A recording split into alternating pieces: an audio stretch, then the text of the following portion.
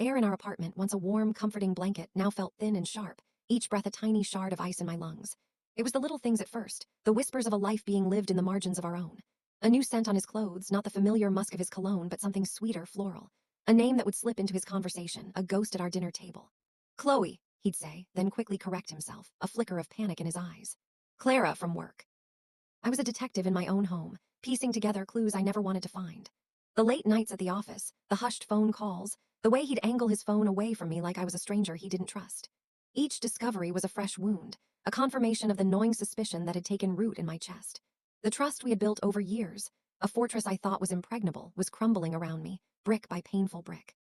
I remember the night I found the messages. I wasn't snooping. His phone lit up on the kitchen counter while he was in the shower, and the name Chloe glowed like a verdict. My hands trembled as I read, not because the words were explicit, though some were, but because of the tenderness. I've never felt this way before. That sentence. That single, devastating sentence. Because he had said those exact words to me 7 years ago on a rooftop in the rain.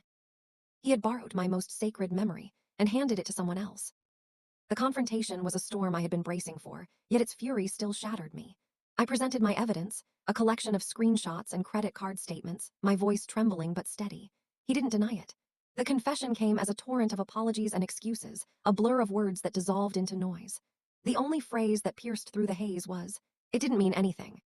Didn't mean anything. The words echoed in the hollow chambers of my heart. How could the casual dismantling of our life mean nothing? The shared dreams, the inside jokes, the quiet intimacy of a Sunday morning. Had it all been a lie? I felt a rage I had never known, a white-hot inferno that threatened to consume me entirely. It was a rage born not just of betrayal, but of the casual disregard for the sanctity of what we had shared. He had not simply cheated on me.